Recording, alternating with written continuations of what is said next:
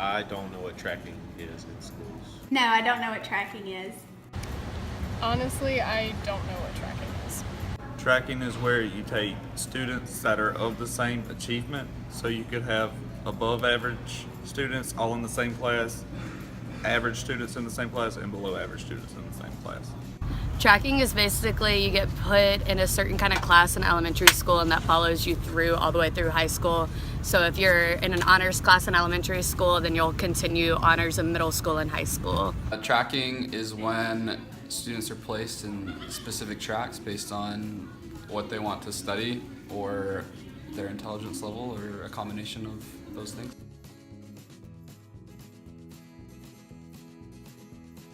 High school we had college prep, like the normal classes, and then like honors and AP. At my school in Florida, we had AP, honors, and dual enrollment. In middle school, we did not have much. We had like honors English and honors algebra, I think. In high school, we had a bunch of AP classes in all the core subjects, and AP Psych and a couple other random ones. And we had CE. We didn't have as many CE concurrent enrollment.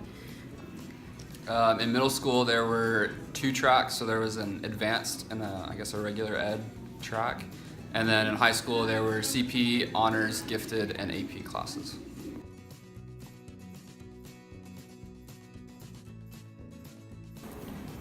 When I was in middle school, I was always in the honors classes if it was offered. Otherwise, it was just like only option was grade level. And in high school, I was mostly in honors I chose to be, and then like a few APs. But the only college prep or like college credit class was English, and I hate English, so I didn't do that. My first couple years of high school, I was in mostly honors and gifted classes, and my last 2 years of high school were mostly AP classes.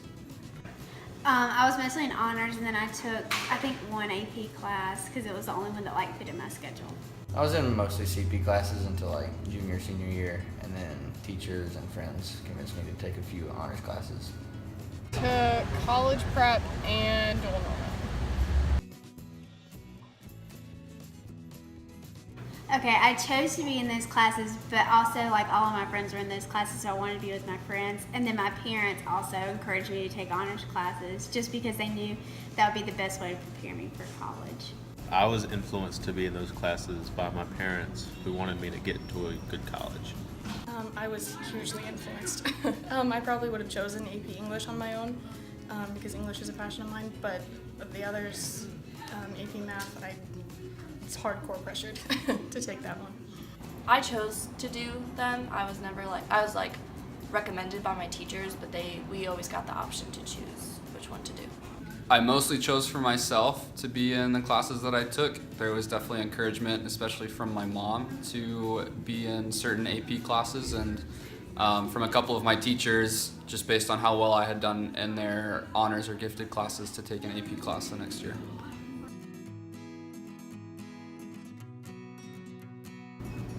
I would say tracking is not fair to all students because those on the lower end don't really get to be around students and are influenced by them to do better.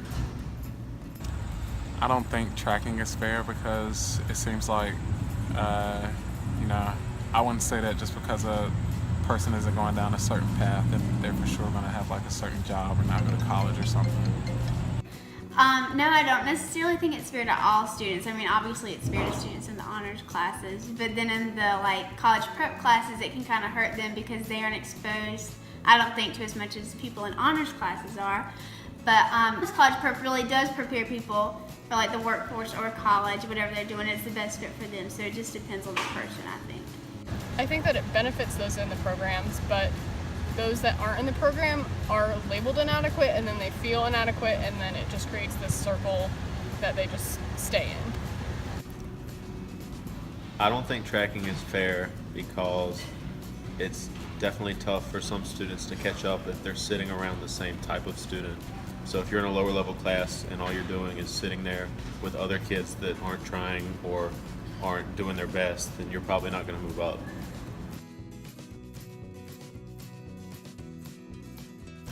I would say it helped me personally just because I was around other students and we were given the chance to go above the normal material. Being in honors classes definitely can help a student learn because I think there's more competition in those classes than there would be maybe in other levels of classes. I think in general it helps students learning, except again for the remedial classes that I saw, because they learn completely different material, so they're not learning at grade level kind of material, so they're always behind the curve and they're never gonna break out of remedial classes. I think that those in the program are helped in it, but that's only dependent on the teacher. I think it helps students who are in the honors classes, and I think it helps students who are in college prep who need the college prep, but some students who are in there at our school, you could just choose whichever one you wanted to. So if you choose to be in there and you really can use more of a challenge, then it's obviously hindering you because you need more than what you're getting in those classes. So I think it really should just be based on some kind of formal assessment. If you score a certain place on an assessment, then you should just automatically be in honors or be in college prep.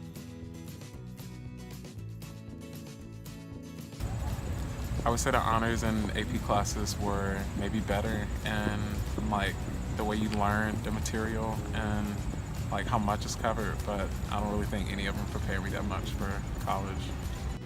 I think I took one AP class. I think we only had 4, but the AP class I took seriously prepared me for college. That was probably the one that was most college-like, I guess. I spent so much time studying, and it really helped me to develop good study habits, I would say. My honors classes, they were somewhat challenging, but they weren't nearly as challenging as the AP classes were. But they still helped me prepare for college and helped me, learn how to study and stuff like that.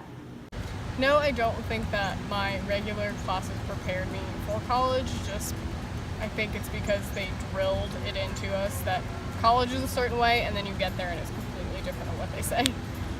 My CP classes kind of prepared me more for a tech kind of school, but I definitely feel like my honors classes prepared me more for your typical college class, at Clemson and stuff like that. So.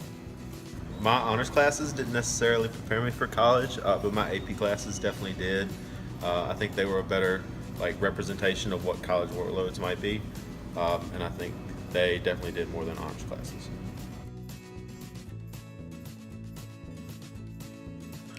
The first thing that me and Zoe found interesting when doing our group project is the wide range of classes that Clemson University students took to get here.